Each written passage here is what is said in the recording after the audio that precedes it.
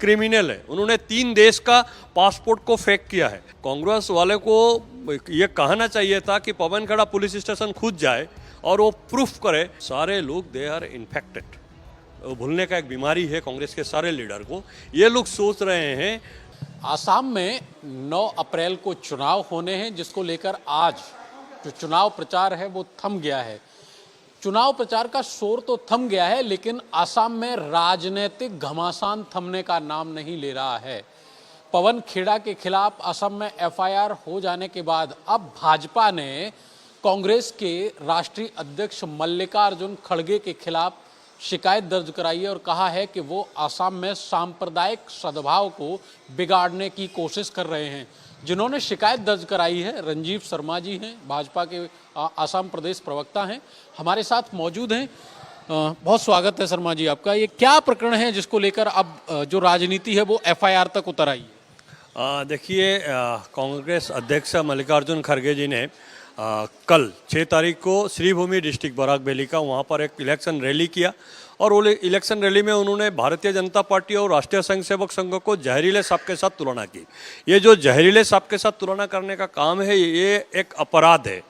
उन्होंने एक बहुत बड़ी सोशल क्राइम किया है। इस क्राइम के खिलाफ हम लोगों ने एफआईआर किया है। दूसरा बात है, जहरीले सांप के साथ तुलना करके उन्होंने नमाज पढ़ते वक्त या कुरान पढ़ते वक्त कोई मुसलमान भाजपा या आरएसएस के कार्यकर्ता को देखे तो नमाज और कुरान छोड़ के उनका पिटाई करना चाहिए, उनको मारना चाहिए। उन्होंने एलिमिनेट शब्द को व्यवहार किया है।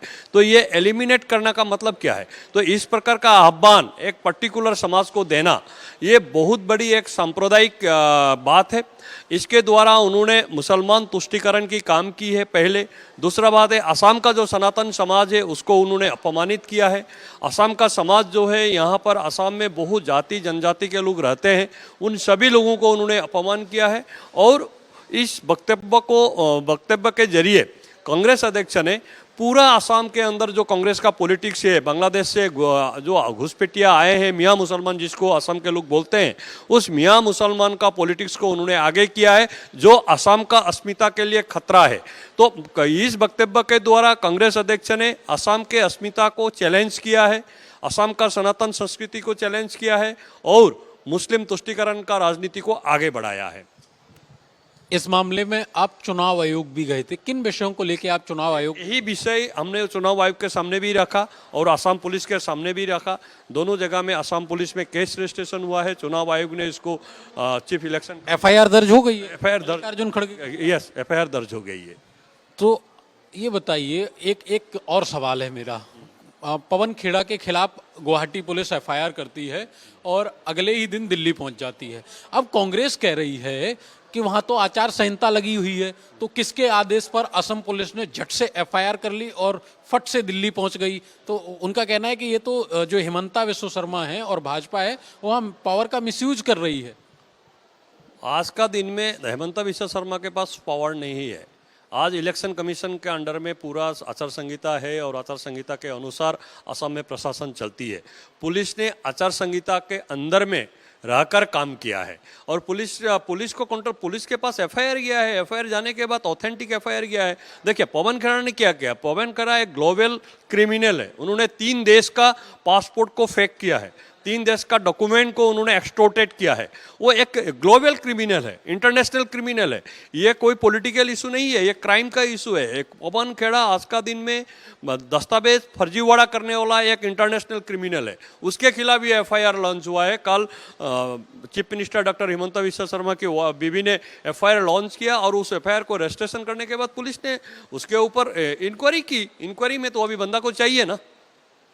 तो कांग्रेस कह रही है कि आप जब किसी के यहाँ जाओगे तो ये बता के तो जाओगे कि हम पूछताछ करने आ रहे हैं। आप अचानक से पहुंच गए, पवन खेड़ा का शेड्यूल बड़ा टाइट है, वो चुनाव 5 राज्यों में चुनाव प्रचार चल रहा है, तो इसलिए वो घर पे नहीं मिले। तो इसको भाजपा इश्यू क्यों बना रही है कि पवन खेड़ा फरार हो गए? भाजपा इशू नहीं बना रही है, जनता इशू बना रही है। कांग्रेस वाले इशू बना रहे हैं। कांग्रेस वाले को ये कहना चाहिए था कि पवन खेड़ा पुलिस स्टेशन खुद जाए और वो प्रूफ करे कि उन्होंने डॉक्यूमेंट को एक्सटोर्टेड नहीं किया है, उन्होंने गलत डॉक्यूमेंट को सामने नहीं लिया है, उन्होंने मीडिया को गलत इन्फॉर्मेशन नहीं दिया है, समाज को गलत इन्फॉर्मेशन नहीं दिया है। ये बात को तो पवन खेड़ा को सामने आके बताना चाहिए। आज मल्लिकार्जुन खड़गे ने भी यहाँ दिसपुर में प्रेस कॉन्फ्रेंस की उन्होंने कहा कि अब भाजपा बिल्कुल खत्म हो चुकी है, भाजपा हारती हुई पार्टी है, उनका विजन खत्म हो चुका है, इसलिए अब वो अपनी पावर का मिसयूज करके कांग्रेस के नेताओं की आवाज को दबाना चाहते हैं। इसी में एक सवाल और है, उनका कहना था कि जो कांग्रेस है वो 72 से 73 सीटें जीतकर सत्ता में आ रही है और सत्ता में आते ही सबसे पहले ये उन्होंने भी दोहराया मल्लिकार्जुन खड़गे ने कि देश के सबसे भ्रष्ट चीफ मिनिस्टर हिमंता विश्व शर्मा को हम जेल भेजेंगे। देश का सबसे बड़ा भ्रष्ट पार्टी कांग्रेस, देश के सारे भ्रष्टाचारी और सारे माने अत्याचारी जिस पार्टी में है उस पार्टी का मुरब्बी ऐसा बात बोल नहीं पाता, उनका कोई मोरल राइट नहीं है, पहला बात। दूसरा बात, कांग्रेस पार्टी असम का 126 सीटों में से केवल 18-20 सीट में सीमित है, जहां पर उनका लड़ाई यूडीएफ के साथ है। कांग्रेस और यूडीएफ असम का 126 सीटों में से 18-20 सीट में सीमित है और भारतीय जनता पार्टी जो नेतृत्वाधीन एनडीए अलायंस है वो 104-106 सीट में एग्जिस्ट करती है। कांग्रेस पार्टी ऑलरेडी चुनाव हार चुकी है। कांग्रेस पार्टी के पास ना मुद्दा है। कांग्रेस पार्टी के देखिए, मल्लिकार्जुन खड़गे कल बराक वैली में एक रैली किया, उन्होंने पूरा असम में कितना रैली की। 3 मार्च को उन लोगों ने पहला लिस्ट जारी किया और 25 मार्च तक कांग्रेस का उन लोग का जो नेशनल सोशल मीडिया हैंडल है उसमें असम के बारे में एक शब्द नहीं है। आज इलेक्शन खत्म होने वाला है, कैंपेन खत्म होने वाला है, उसका समय में आके 1-2 मीटिंग करना है, 1-2 प्रेस कॉन्फ्रेंस करना है, ये कोई कैंपेन होता है क्या? जो उन लोग का मीटिंग में आने के लिए लोग नहीं है, लोग नहीं आते, इसीलिए वो लोग मीटिंग ही नहीं करते, सभा ही नहीं करते। जो लोग कांग्रेस छोड़ के अभी हाल फिलहाल में आपकी भाजपा में शामिल हुए हैं, मल्लिकार्जुन खड़गे ने उन्हें गद्दार कहा ऐसे गद्दारों को पार्टी में नहीं रखना था, अच्छा हुआ वो खुद ही निकल गए और हम गद्दारों पर कोई बात नहीं करना चाहते। देखिए, मल्लिकार्जुन खड़गे का जो पार्टी है वो पार्टी ने देश के साथ गद्दारी किया है। जो पार्टी देश के साथ गद्दारी करती है उस पार्टी का दूसरे को गद्दार बोलने का हक नहीं है, पहला बात। दूसरा बात है, बंदा पार्टी कब छोड़ता है? 2 ही कारण में पार्टी छोड़ता है। पहला कारण, पार्टी जब देश विरोधी स्थिति लेती है। इमरजेंसी के समय में बाबू जगजीवन राम ने भी पार्टी छोड़ा था, उसके पहले मुरारजी देसाई ने भी पार्टी छोड़ा था, विश्वनाथ प्रताप सिंह ने भी कांग्रेस छोड़ी थी। ये सारे लोग तो कांग्रेस में ही थे। क्यों कांग्रेस छोड़े थे? कांग्रेस पार्टी ने देश के खिलाफ स्टैंड लिया, कांग्रेस पार्टी ने देश के खिलाफ काम किया, इसीलिए लोगों ने कांग्रेस छोड़ा। असम में आज कांग्रेस पार्टी असमीय अस्मिता के विरुद्ध में खड़ा है। आज असम में असमीय जाति, असम के सारे जनजाति के विरुद्ध में कांग्रेस पार्टी खड़ा है। कांग्रेस पार्टी हिंदू और सनातन का विरुद्ध में असम में खड़ा है। इसीलिए कांग्रेस में जो भी हिंदू है, कांग्रेस में जो भी सनातनी है वो भाजपा में आ रहा है और 1-2 जो बचे हुए हैं वो भी इलेक्शन के बाद भाजपा में आ जाएंगे। हमारे दरवाजा सारे सनातनी और हिंदू के लिए खुला है, केवल गौरव गोगोई नहीं आ सकता हमारा पार्टी में। आप कह रहे हैं कि कांग्रेस पार्टी ने हमेशा देश विरोधी स्टैंड लिया। आज मल्लिकार्जुन खड़गे ने कहा कि एक समय जब सोनिया गांधी को पूरा कांग्रेस का दल चाहता था वो प्रधानमंत्री बन जाए, उन्होंने इनकार कर दिया, पहली बात। दूसरा, आसाम से कांग्रेस ने एक चुनाव पर्यवेक्षक बना के भेजे थे, राज्यसभा सांसद हैं मध्य प्रदेश से अशोक सिंह। उनका एक बयान आया, उन्होंने कहा कि देश की आज़ादी में सिर्फ और सिर्फ कांग्रेस के नेताओं का ही योगदान है। तो आप उन्हें फिर गद्दार कैसे कह रहे हैं? देश के आज़ादी में जिन लोगों ने सबसे ज़्यादा कंट्रीब्यूशन किया वो तो काला पानी जेल में रहते थे। कांग्रेस पार्टी ने 1952 का इलेक्शन में, 1957 का इलेक्शन में, 1967 का इलेक्शन में, 1962 का इलेक्शन में कितने काला पानी में बंदी, काराबंदी को टिकट दिया, एक लिस्ट जारी करे कांग्रेस पार्टी ने। लेकिन वही कांग्रेस पार्टी ने 33 ऐसे लोगों को टिकट दिया जो मुस्लिम लीग के नेता थे। देश विभाजन के बाद मुस्लिम लीग से वो कांग्रेस में आए और कांग्रेस पार्टी ने उन लोगों को टिकट दिया। मुस्लिम लीग, जिस मुस्लिम लीग ने भारत को विभाजित किया, जिस मुस्लिम लीग चाहता था कि भारत टुकड़ा टुकड़ा हो जाए, उस मुस्लिम लीग के 33 लीडर को कांग्रेस पार्टी ने 1952 का इलेक्शन में टिकट दिया। काला पानी में जो बंदी थे उसका एक को भी टिकट नहीं दिया कांग्रेस पार्टी। बताए हमने काला पानी में बंदी इस देश प्रेमी को हमने टिकट दिया, किसी को भी नहीं दिया। लेकिन मुस्लिम लीग से आए हुए 33, मैं अभी नाम भूल रहा हूँ, 33 नंबर्स, करेक्ट नंबर है 33 ऐसे लोगों को कांग्रेस ने टिकट दिया जो मुस्लिम लीग के लीडर थे। हमारे असम में सैयद सदुल्ला जो मुस्लिम लीग का सबसे बड़ा लीडर था उसको टिकट दिया। अली जिन्ना का जो पीए था वो असम से ही था, मैनुल हक चौधरी, उसको टिकट दिया कांग्रेस ने। उसको कॉन्स्टिट्यूएंट असेंबली का मेंबर बनाया कांग्रेस ने मुस्लिम लीग को।